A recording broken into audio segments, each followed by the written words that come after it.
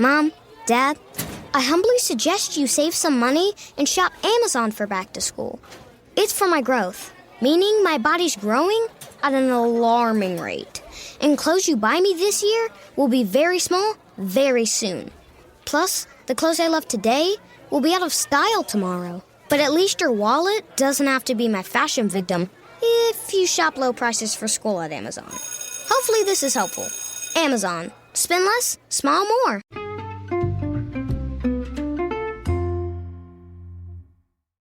Hi, everybody, and welcome to the Dr. Psych Mom Show.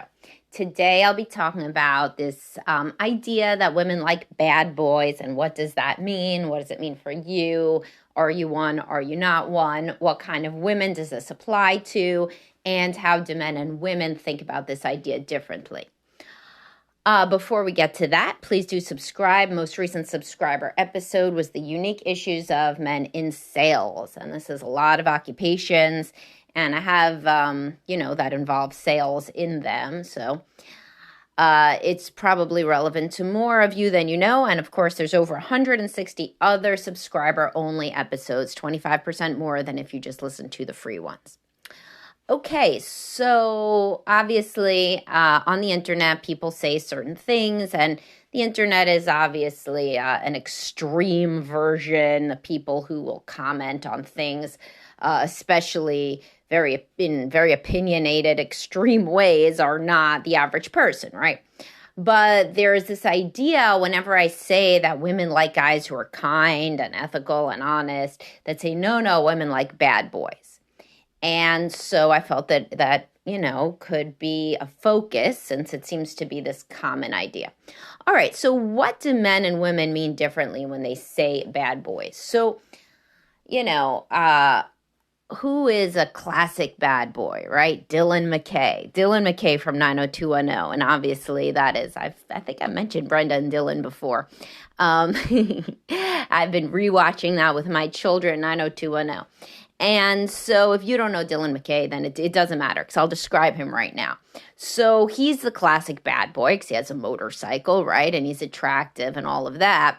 And also, though, he is like on the outside, of the social circle. He kind of does his own thing. He's more of an iconoclast. He's always reading a book, in the beginning, in between surfing and riding his motorcycle. And so what else, though? I mean, is he an asshole? Is he kind of like a real mean guy? All of that? No, he's actually a nice guy. He's a kind guy.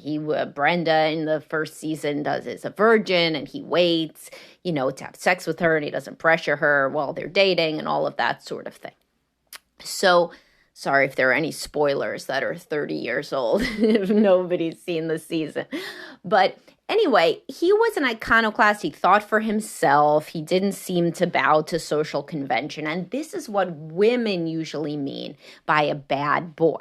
Somebody who goes against the norms, right? So somebody who can think for themselves and is intelligent and isn't like, just bowing to peer pressure or a follower. Somebody who just does his own thing or is more of a leader than a follower. What women do not mean is like literally a man who treats me like shit or talks down to me or cheats on me. Now, there are some women that are attracted to that. That is not the usual. That is not like a normal evolutionary thing, for a man who actually seems unsafe, because you wouldn't want to be with that guy. You wouldn't want to procreate with him. You wouldn't want to be vulnerable enough to have sex with him because he may hurt you, right? So the women who are attracted to guys who hurt them are invariably women who have experienced abuse or neglect growing up, or seen parents who are in terrible relationships, usually where the man is abusive to the woman. So this is what they think that they deserve, but more than that, they just think that that's what's around. And you see this, of course, with men, too. And the men who think that women are all terrible and all cheat and have these extensive histories of being mistreated had childhood trauma, and that's what they think of people. And they usually had an abusive mother, or they saw abuse between the parents, or they experienced it from one or both parents. So they associate love with pain. That is an unhealthy thing. That's not a usual thing. That does not go along with women wanting bad boys. A bad boy is like a risk taker, the guy who isn't scared of the, the motorcycle or the extreme activities. And, Dylan in this show used to be an alcoholic, but then he stopped, right? So he wasn't an active drinker. And when he was, then the girl, Brenda, was scared of him. She didn't want to be around if he was doing that. Because a central precept of this show, which makes it a more interesting analogy than I realized when I tossed it out at first, is that Brenda and Brandon are the key characters, these twin siblings, and they are about as securely attached as you get because their parents are super functional and loving and kind.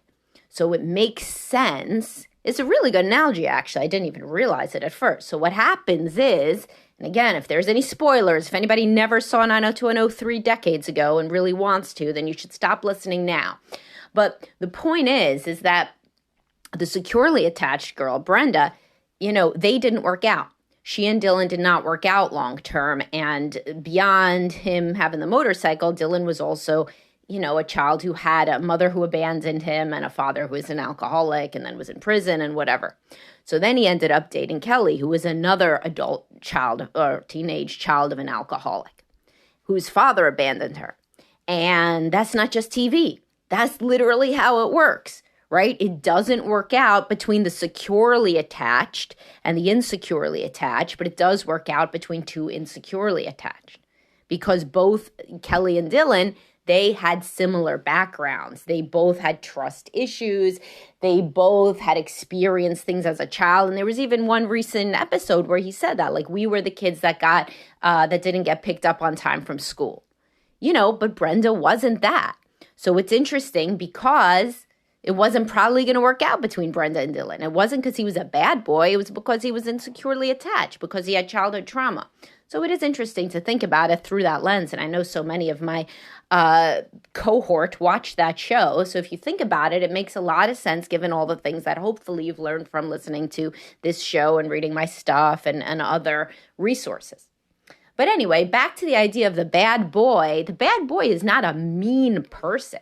The bad boy is an iconoclast or a extreme kind of a really courageous person, somebody who will not be scared of various things, and that the woman may be more anxious about because she's a more anxious person or just because there's differences in men and women, and what they consider safe, honestly. So you could be like a bad boy because you ride a motorcycle, but in reality, you just like riding a motorcycle, but a woman could think that of you.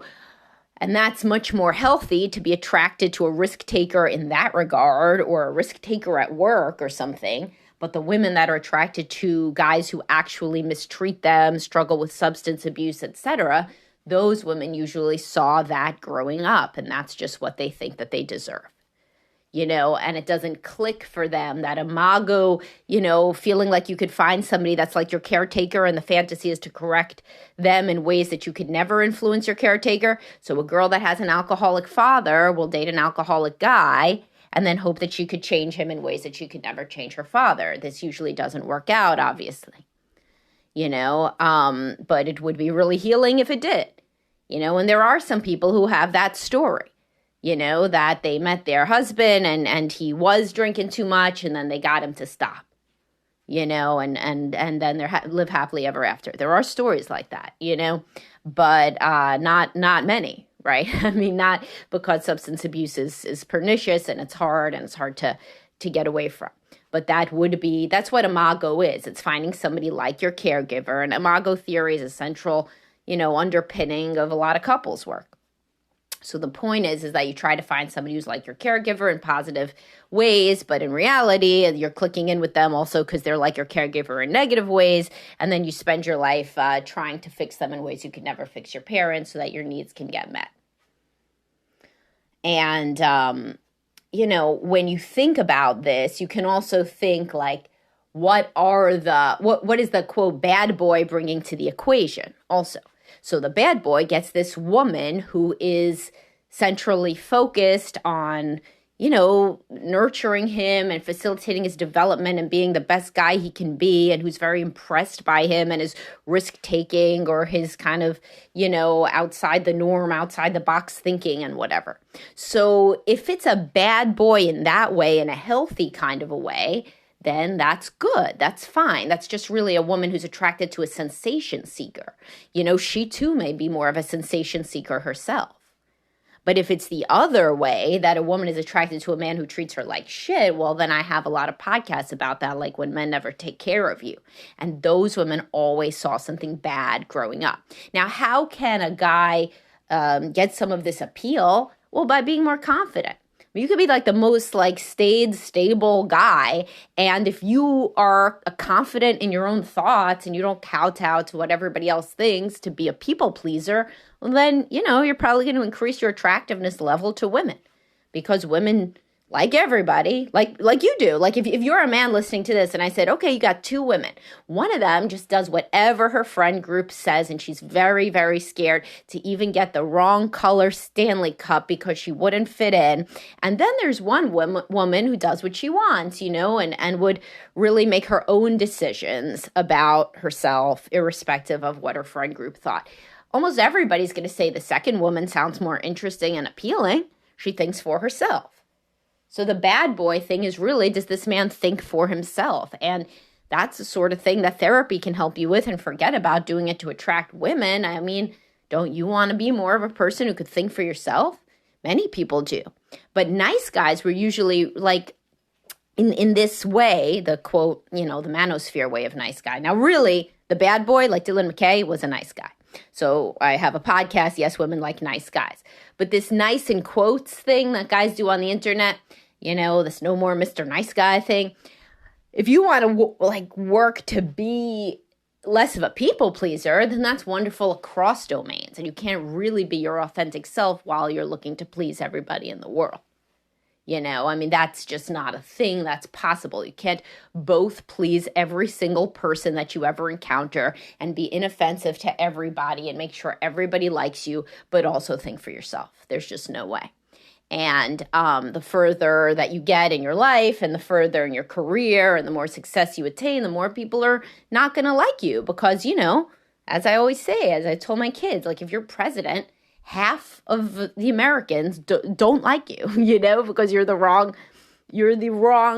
party, you have the wrong belief system, but you're the highest level, but still around 50% of people didn't vote for you because these are always close, So you could be the highest person with the most power. You're never going to get there if you're scared of people disliking you, and so that is what therapy can really help with. If you feel like women are always liking bad boys and this and that, it could be one of two things. If it's the type of bad boy that really treats women like shit, then you are going for women that are themselves disordered, that had childhood trauma, and that's because you did, of course. Like goes to like.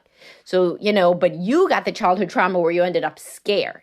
And these other guys they're attracted to, I have a podcast on this actually. I say men with difficult childhood end up as either assholes or scaredy cats. So then the men who bemoan that women like bad boys, they're saying, I'm the scaredy cat and I'm mad that women are going for the asshole. But remember that the healthy women who you could attract if you were in therapy and you got to be healthier, or if you did your own internal work, however you did it and got to be healthier, those women don't go for the asshole or the scaredy cat. They go for the other kind of bad boy, like an independent thinker that's also kind and nice and honest and not the guy who will hurt them. So you don't want to vacillate between scaredy cat and asshole. That's not the end game of being a healthy and authentic guy. And the women that you're going to attract when you vacillate between those two are themselves struggling with massive unresolved childhood trauma themselves. Because they are not attracted to men who treat them kindly. In fact, that's a turnoff to these women. And a lot of these women, this is the classic borderline personality disorder, being attracted to a narcissist. This is this classic pairing. And I talk about that in a podcast about this borderline narcissist dynamic, because both borderlines and many narcissists arise from traumatic childhoods. And so then they are subconsciously drawn to each other. But remember, you don't want to be in that kind of a mashup there. You want to be in a loving, stable relationship, especially if you have children. You want to show them a stable, loving relationship. And the way to do that is to work on your ability to be confident, to be healthy, to assert yourself, even if you don't, even if you're scared of what people will think, even if you were raised to be a people pleaser, or if you were raised to always agree with your mother on everything because she was so fragile that you felt that you had to, and a lot of guys are in that situation. Dad wasn't really around. They became kind of a surrogate spouse to the mother and then a real people pleaser, and that does not allow you to be your best and most authentic self, or even to figure out who you are and what you want out of the world. All right. Well, I hope you guys found this interesting. I hope some of you, at least one person out there, appreciated a Dylan McKay reference. And I will talk to y'all soon. Have a great day, guys.